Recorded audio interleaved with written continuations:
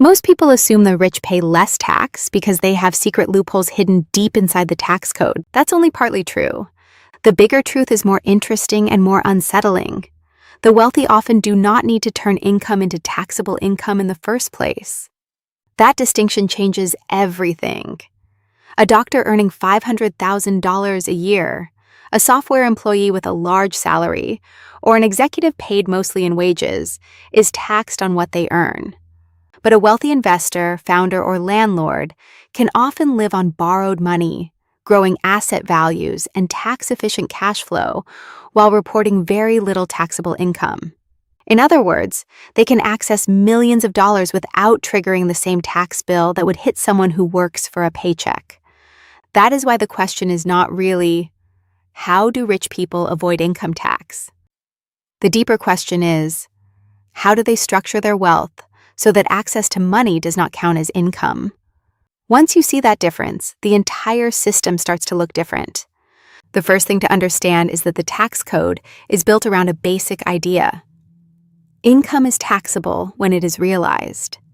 If you earn a salary, that is clearly realized income. If a business pays you, that is income. But if you own an asset that rises in value, that increase is usually not taxed until you sell it. That deferral is incredibly powerful.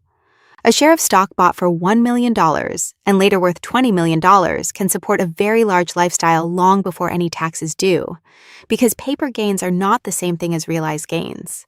This is where wealth begins to diverge from income. Wages are visible, frequent, and taxed quickly. Asset appreciation is invisible to the yearly tax bill until the owner chooses to convert it into taxable profit. For someone whose net worth is concentrated in stock, private businesses, real estate, or carried interests, wealth can rise dramatically while reported income remains surprisingly low. But appreciation alone does not explain how the rich can spend so much without paying much tax. The second layer is borrowing. Wealthy people often do not sell assets to fund major purchases. They borrow against them. A portfolio, a company stake, or a real estate holdings can be used as collateral for loans. And loan proceeds are not income. If you borrow $10 million against assets you own, the IRS does not treat that borrowed money as taxable income because, technically, it must be repaid. That distinction is one of the central mechanics of wealth. A wage earner must sell time for money and is taxed immediately. A wealthy asset owner can convert paper wealth into spending power through debt, preserving the underlying asset and often delaying or reducing taxes for years. The asset keeps compounding, the loan supplies liquidity, and the tax bill is deferred. This is not a fringe tactic.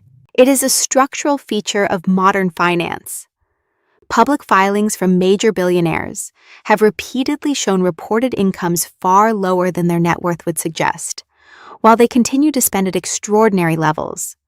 That is possible because a tax system centered on annual income is easier to apply to salaries than to unrealized gains, asset-backed borrowing, or ownership structures that separate control from realized profit. There is, however, a hidden cost to borrowing instead of selling, and this is where the picture becomes more complete. Debt is not free money. It carries interest, refinancing risk, and the possibility that the underlying asset falls in value. But wealthy borrowers often have advantages. Ordinary borrowers do not. They can access lower rates, broader credit lines, and terms based on the quality of their collateral rather than their monthly paycheck. In practice, this means the wealthy are not just using debt, they are using cheap, flexible debt to postpone realization events that would otherwise create taxes. A third layer is legal ownership structure.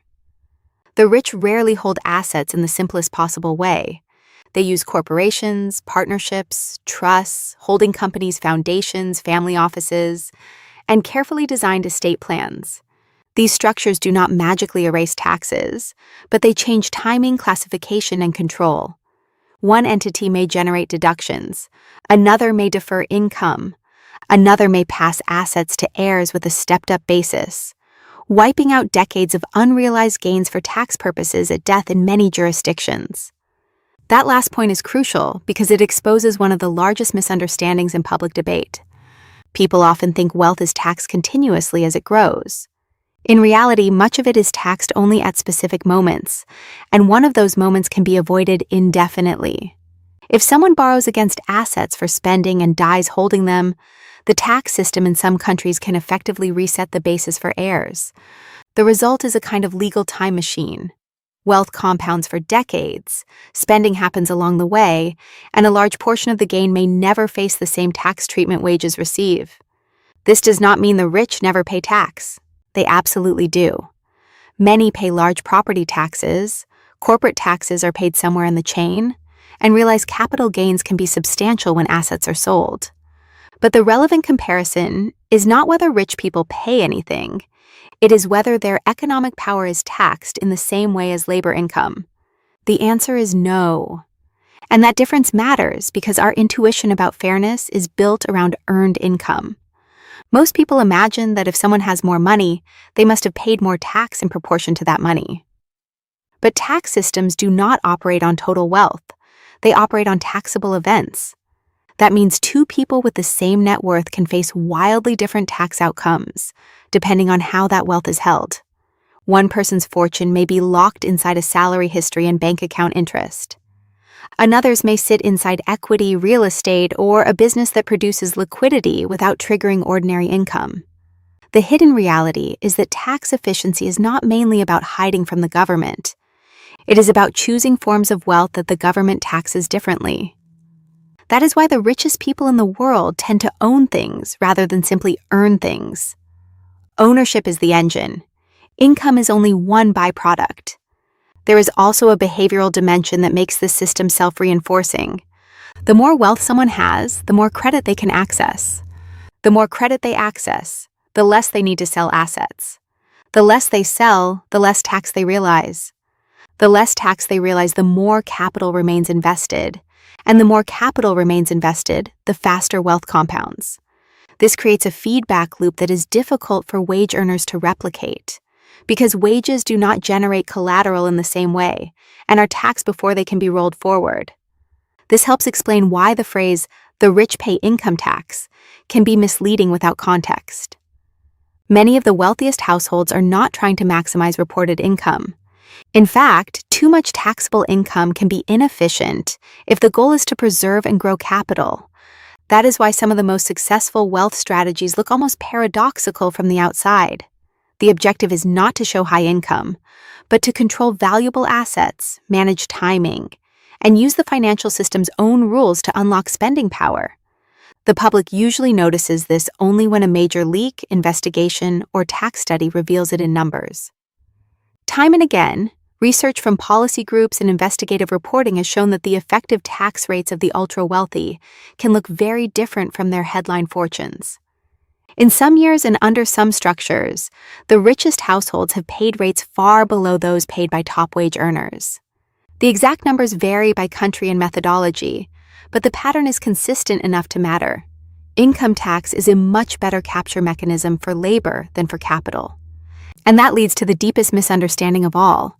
People often think the tax code is simply about collecting revenue. It is also about defining what counts as economic power. If a system taxes wages heavily, but allows large pools of appreciated wealth to remain untaxed until realization, then it is signaling something important.